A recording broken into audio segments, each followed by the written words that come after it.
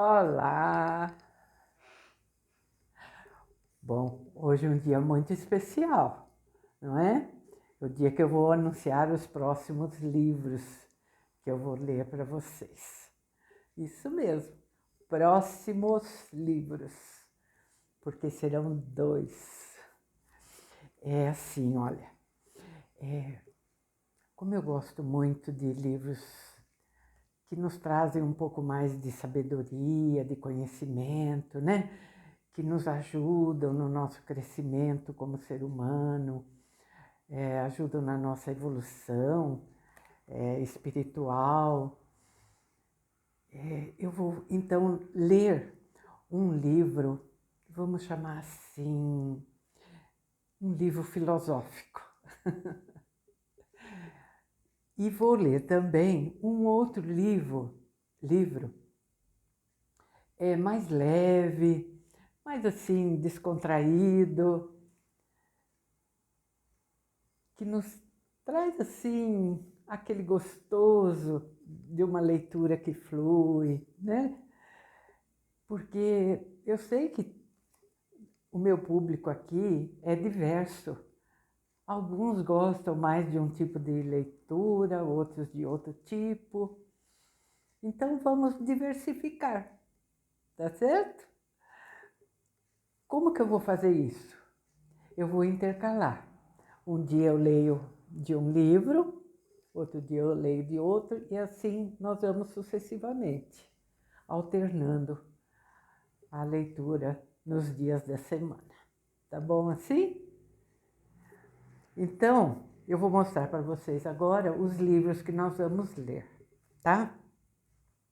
O primeiro deles é um livro que foi até bem solicitado que eu lesse, é um livro que está assim muito comentado, tem inclusive no canal aqui num outro canal aqui do YouTube da Nova Acrópole, palestras sobre esse livro com a filósofa Lúcia Helena Galvão, que até seria bem interessante que vocês, à medida que eu fosse lendo o livro aqui, vocês pudessem acompanhar o comentário dela lá no canal, tá bom?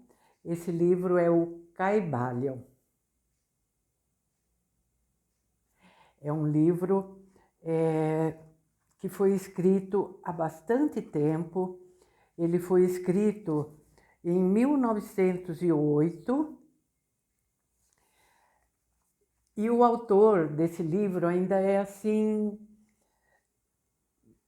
há muita controvérsia de quem realmente escreveu, porque assim, ó, o Caibalion é uma coisa muito, mas muito antiga.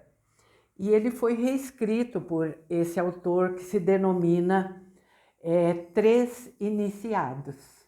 Ó.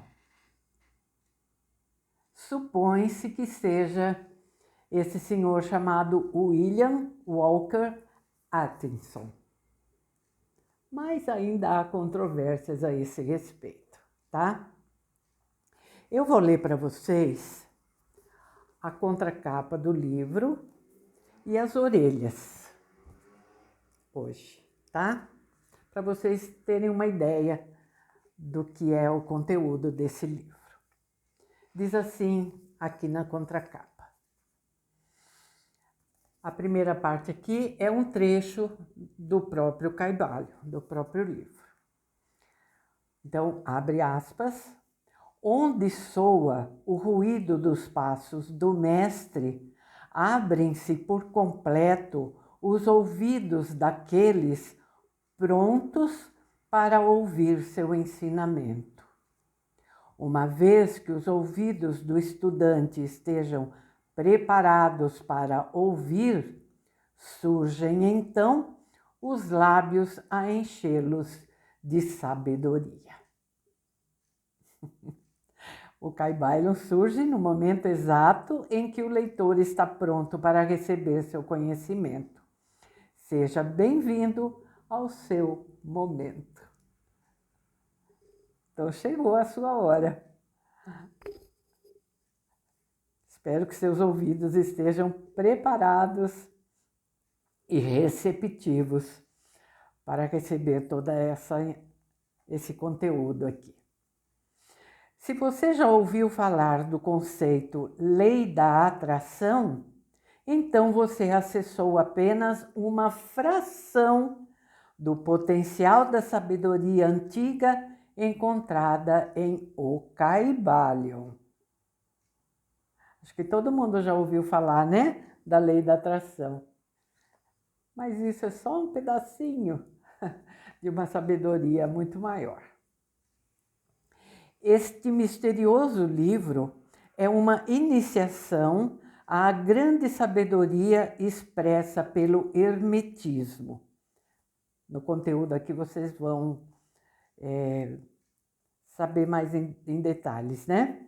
Uma tradição mística que atravessou o tempo, desde a antiguidade até o presente, distante da percepção da maioria das pessoas. Indicado tanto para principiantes como para adeptos, este clássico explora princípios relevantes para todas as tradições religiosas, místicas e espirituais. Uma interpretação atual da doutrina hermética que mostra como os 7 princípios podem ser aplicados ao autodesenvolvimento na vida diária. Então, o que eu vou ler agora na orelha do livro é referente, então, a esses 7 princípios, tá? Então, eu vou ler agora as 2 orelhas do livro. O Kybalion examina os princípios herméticos em profundidade, apresentando citações originais acompanhadas de explicações claras e detalhadas acerca dos ensinamentos oferecidos. Os 7 princípios a seguir formam a base de toda a filosofia hermética. Então, vou ler uma a uma.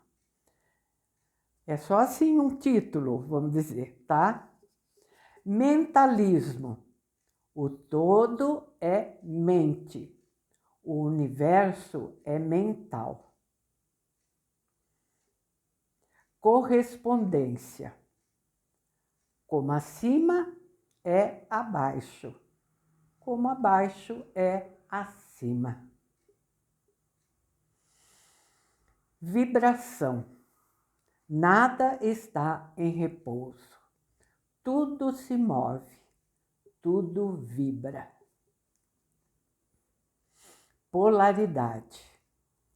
Tudo é dual. Tudo possui polos. Tudo possui seu par de opostos. O semelhante e o dessemelhante são a mesma coisa. Os opostos são, em natureza, idênticos, porém diferentes em grau. Os extremos se encontram. Todas as verdades são apenas meia-verdades. Todos os paradoxos podem ser harmonizados. Ritmo. Tudo flui para fora e para dentro. Tudo tem suas marés. Todas as coisas ascendem e descendem. A oscilação pendular é manifesta em tudo. A medida da oscilação para a direita é a medida da oscilação para a esquerda. O ritmo compensa. Causa e efeito. Toda causa tem seu efeito. Todo efeito tem sua causa.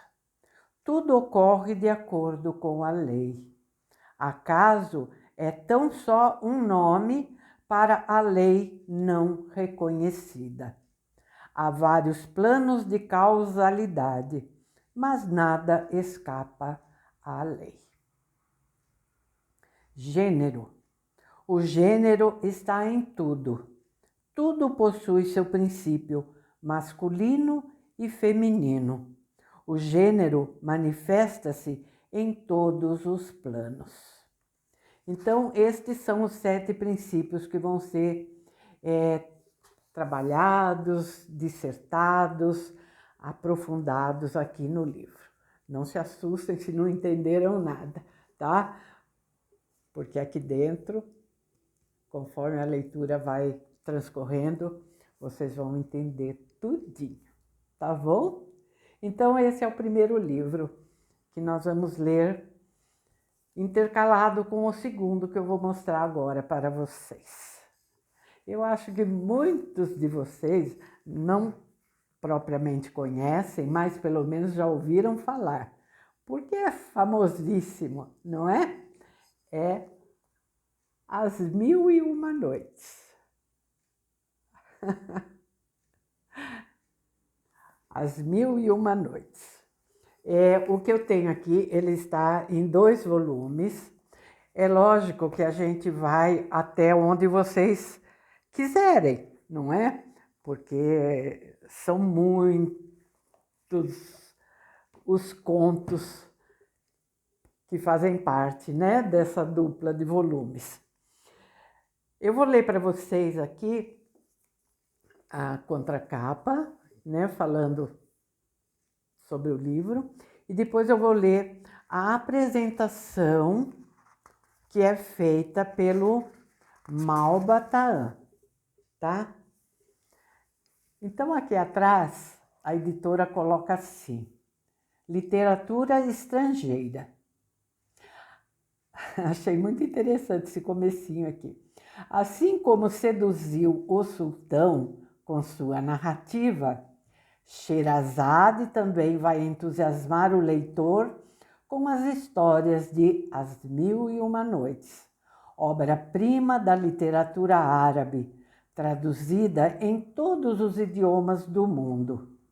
Contos maravilhosos e de aventuras, histórias de amor e intrigas de namorados, romances de viagens, aventuras de cavalaria e guerra, lendas fantásticas cheias de crueldades, cenas de zombaria, anedotas brejeiras e pornográficas, episódios fantásticos e obscenos, lutas religiosas, parábolas e apólogos, fábulas, histórias de erudição, enfim, a vida em toda a sua maravilhosa diversidade transpira em cada um destes textos, envoltos de beleza e encantamento. Com seus enredos exóticos e personagens misteriosos, um clássico da literatura universal que segue conquistando mais e mais leitores, expressando toda a poesia e deslumbramento do mundo árabe. Muito bom, né? Então, vou ler agora para vocês a apresentação que é feita pelo Malba. A importância das histórias. A criança e o adulto, o rico e o pobre, o sábio e o ignorante, todos, enfim, ouvem com prazer histórias, uma vez que essas histórias sejam interessantes, tenham vida e possam cativar a atenção. A história narrada, lida, filmada, dramatizada, circula em todos os meridianos, vive em todos os climas. Não existe povo algum que não se orgulhe de suas histórias, de suas lendas e de seus contos característicos. É a lenda a expressão mais delicada da literatura popular. O homem, pela estrada atraente dos contos e histórias, procura evadir-se da vulgaridade cotidiana, embelezando a vida com uma sonhada espiritualidade. Decorre daí a importância das histórias. Os árabes e as histórias. Mais do que qualquer outro povo, os árabes revelam verdadeira fascinação pelas histórias e pelas lendas nos domínios da poesia. Antes das grandes transformações sociais que vêm sublevando as terras do Oriente, não havia aldeia árabe que não tivesse seu contador de histórias, que corresponde ao nosso cantor sertanejo, com a diferença apenas de ter aquele um campo mais vasto, consubstanciado numa tradição mais rica, de gosto mais apurado. Em algumas cidades, Cairo, Damasco, Constantinopla, os contadores de histórias reuniam-se em verdadeiros sindicatos.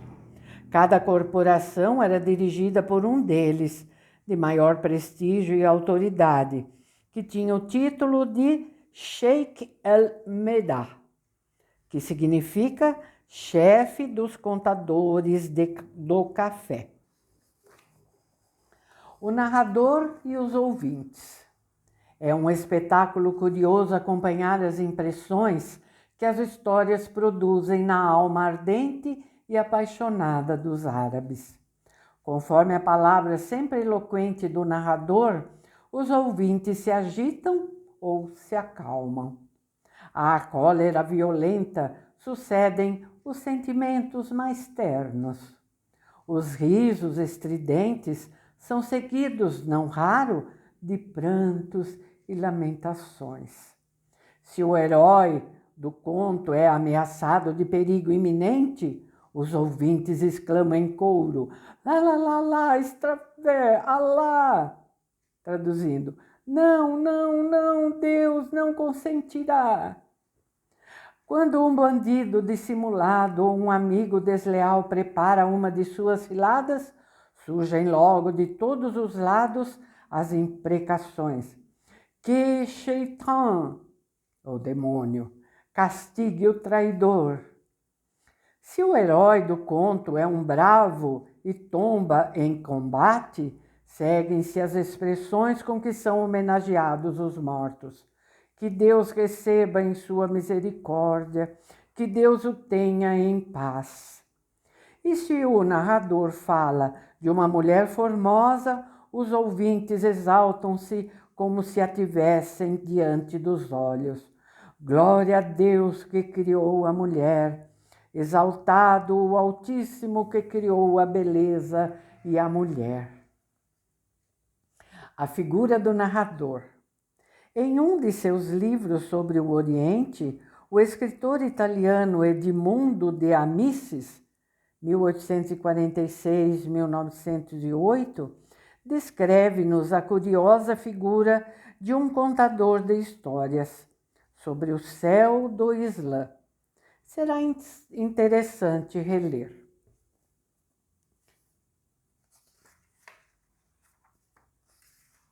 Eu acho que eu vou deixar o restante dessa apresentação para o dia que eu começar a ler o livro, tá? Porque está ficando longo o vídeo, né? E ainda falta um bom pedaço, tá bom? Então, eu continuo num outro momento, tá ok? Então é isso, minha gente. São os dois livros que eu vou ler para vocês, intercalando, um dia um dia outro. Uma coisa que eu queria esclarecer para vocês é o seguinte. Vocês podem pensar assim, nossa, por que ela está lendo livros tão antigos, né? Acontece, minha gente, que existem direitos autorais e as editoras não podem ceder esses direitos para a gente, porque são direitos do autor de cada livro. Então, eu não tenho como ler para vocês, por exemplo, livros modernos de autores contemporâneos, porque esses livros estão dentro da lei dos direitos autorais, tá certo? Então, eu busquei, dentro do que é possível a gente ler aqui no canal, livros que estejam interessantes, não é? Eu tenho quase que certeza que vocês vão vão gostar dessas minhas escolhas, tá bom? Bom, isso ao longo das leituras é que vocês vão poder me relatar nos comentários, não é? Eu aguardo por isso, tá bom? Mas se vocês quiserem, já podem comentar. Ah, eu conheço esse livro. Ah, eu gostei que você escolheu isso. Ou então falar, ah, eu nunca ouvi falar nesses livros. Vamos esperar para ver, né, se vai ser legal. Ou então, ah, eu já li, não sei se eu vou gostar de ler, de ouvir novamente. Qualquer coisa assim, né? Tudo é possível, tá bom? Então, segunda-feira a gente começa. Vou começar não sei, surpresa. Tá bom? Então é isso. Eu espero que vocês tenham um ótimo final de semana e que segunda-feira estejam aqui comigo para a gente poder começar essas leituras, tá bom? Um abraço para vocês, muito obrigada para quem está sempre aqui comigo, agradeço do fundo do meu coração. Peço novamente que vocês me ajudem na divulgação do canal, porque é importante, não é para o canal crescer, para o YouTube saber que o conteúdo está agradando vocês, e eles mesmos também sugiram, melhor dizendo, os nossos vídeos para os frequentadores aqui do YouTube, tá bem? Não esqueçam também do seu like, do seu comentário. Se você já é inscrito, eu agradeço e peço que você veja se você acionou o sininho. E se você ainda não é inscrito aqui no canal, se inscreva. Não custa nada, é de graça, é gratuito. A inscrição é gratuita, né? E se você acionar o sininho, você vai receber as notificações assim que o vídeo for ao ar. Tá bom? Muito obrigada, então, e até segunda, se Deus quiser.